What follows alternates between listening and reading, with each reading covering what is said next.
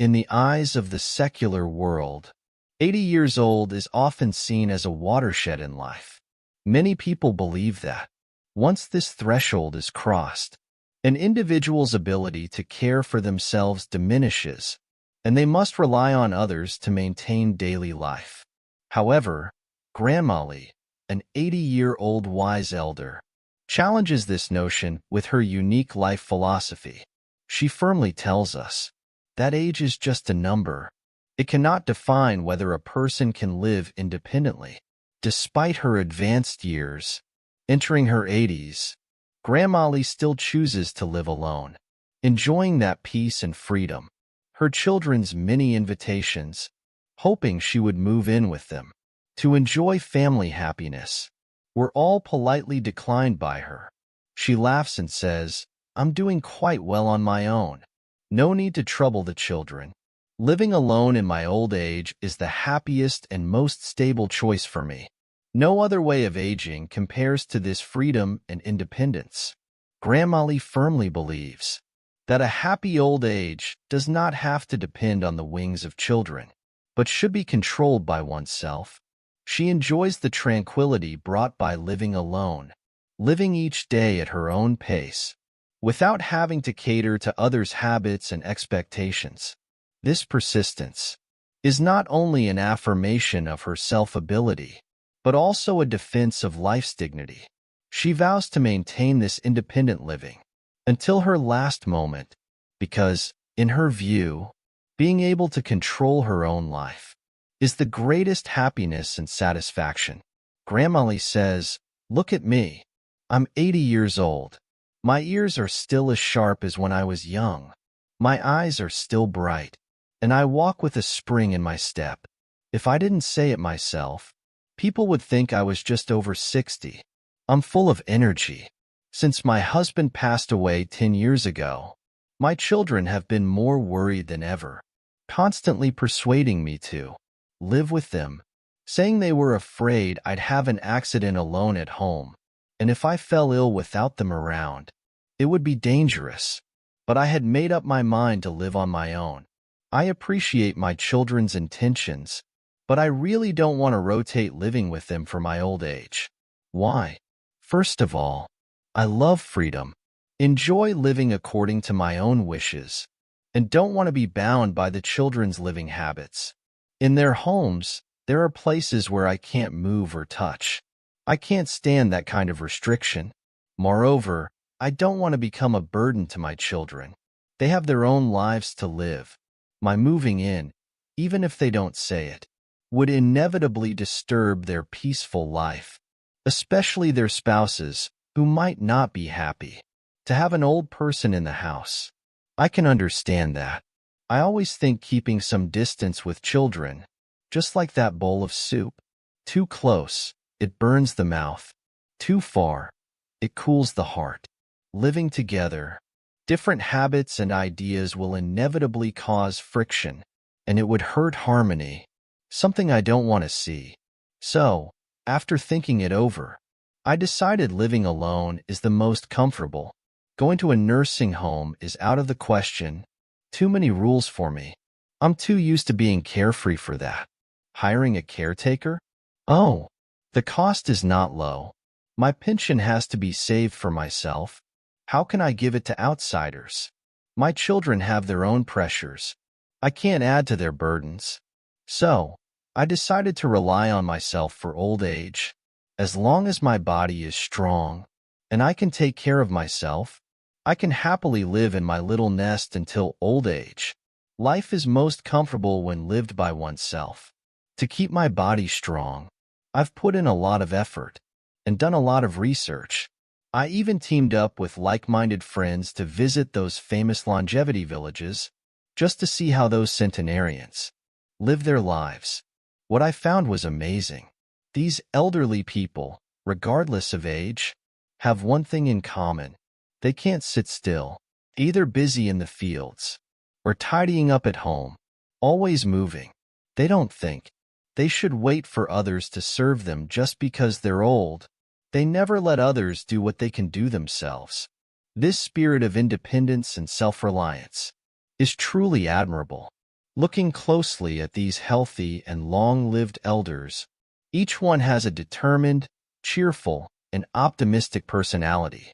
Even if life isn't wealthy, they make every day fulfilling and enjoyable, eating well, sleeping well, and being in a good mood. This is their secret to longevity. Having found these commonalities, I have a rough idea of my future life. I used to be someone who would get stuck on minor details, letting small things upset me for days, but now it's different. I learn from those long-lived elders, staying cheerful every day, and naturally, my body follows suit. Looking at my peers who aren't as healthy, their lifestyle habits are worrying. They live irregular lives, never eating or sleeping on time, rarely exercising, and such poor habits have made their health deteriorate. By 70 or 80, they've completely lost their ability to live independently. I don't want to end up like them, needing others' help to live. To me, not being able to live according to my will is a very scary thing. I always believe the body is a use it or lose it situation. If a person doesn't exercise for long, their body will gradually lose vitality, thus losing health. So for many years, regardless of the cold or heat, I've always kept up with exercise. Even in wind and rain, I still go out, move around, and see the outside world. I would never let myself lie at home wasting my health. Not only do I exercise every day, but I also often travel in groups. On trips, I often encounter difficult paths and steep hills. Every time I face such situations, even if others want to help, I insist on doing it myself. In my view, once I accept others' help, I'll start to slack off, never again strictly demanding myself to live a disciplined life, and then I'd be close to losing my abilities. My goal is to stay healthy and live well to old age. I'm never afraid of death. I only fear losing my ability to care for myself. I hope to pass away without illness. If I could leave in my sleep, I'd consider my life complete. Many people think that an 80-year-old living alone, without anyone to care for them, must have a miserable life. But what they don't know is that if an elderly person can live alone, it's actually a great happiness. In old age, health is everything. An elderly person with a healthy body can enjoy a happy and peaceful old age. Health is especially significant for the elderly. Living without illness and pain makes an elderly person the happiest. Don't you all agree with what I say? Grandma says, I'm in good health, and my outlook is very optimistic. My happiness index in old age is very high, and living alone hasn't lowered my quality of life. The reason I've been able to live alone for 20 years so happily is due to these 3 points. First, when a person gets old, they should live a little selfishly. Children have their own blessings. Don't be a beast of burden for them. When my husband was alive, our combined pensions were $7,000 or $8,000 a month. My husband was very good at managing life, keeping our home in perfect order, and without lowering our quality of life. We still managed to give our son and daughter-in-law 2,000 yuan a month. When my son and daughter-in-law got married, they bought a large house of over 100 square meters, with a monthly mortgage of over 6,000 yuan. Though the young couple's monthly income exceeded 10,000, they had to raise a child and cover various living expenses, so they had significant financial pressure. My husband felt for them, so every month he voluntarily gave them 2,000 yuan to ease their burden.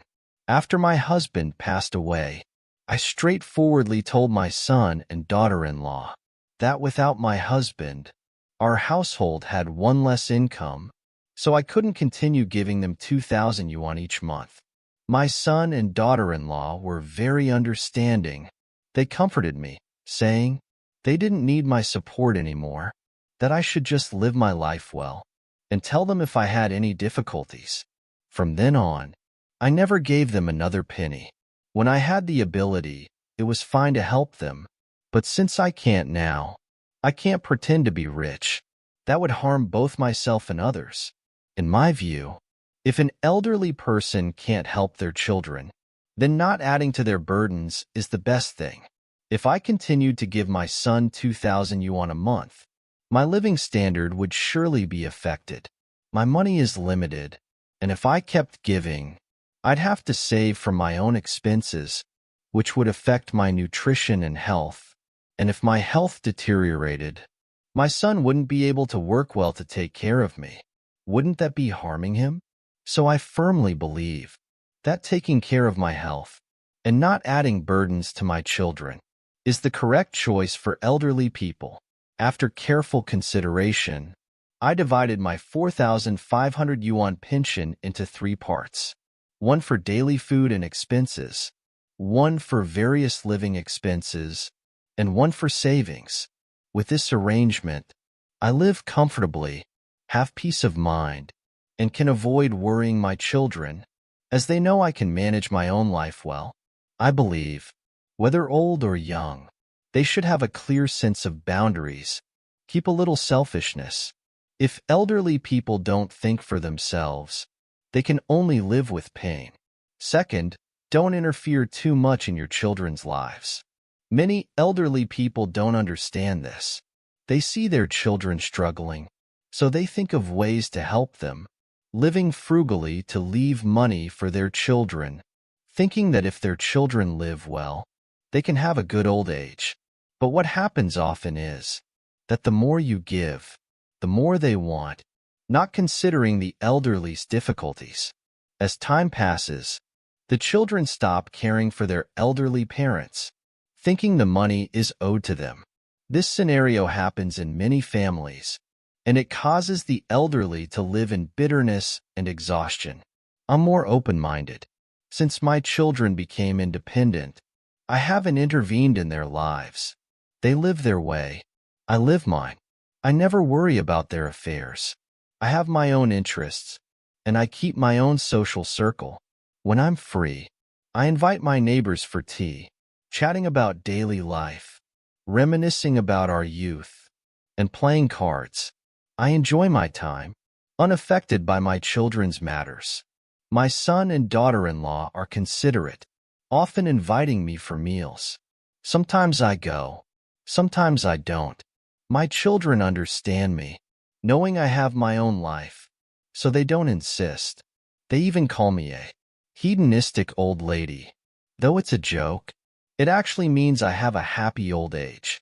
Third, the elderly should live happily. Don't dwell on the past. I think, since it's my life, I must live happily. I cherish the present, appreciate each day, and do what makes me happy. I avoid dwelling on the past and always maintain an optimistic outlook. Even if I encounter unpleasant things, I don't let them affect my mood. This mindset has kept me healthy and strong. An old lady once told me, if you want to live well in old age, you must learn to pamper yourself, let yourself live happily, and not take anything too seriously. I find this very true. You can't change the past. Why let it ruin your mood? The elderly should learn to enjoy life. Let their children do their own thing, and not worry too much. In this way, both the children and the elderly can live happily. To sum up, the elderly living alone doesn't mean they're lonely or unhappy. If you have good health, an optimistic attitude, and proper financial planning, you can live a very happy life alone. I think, if you believe in your abilities, you can face old age without fear, living a happy and meaningful life.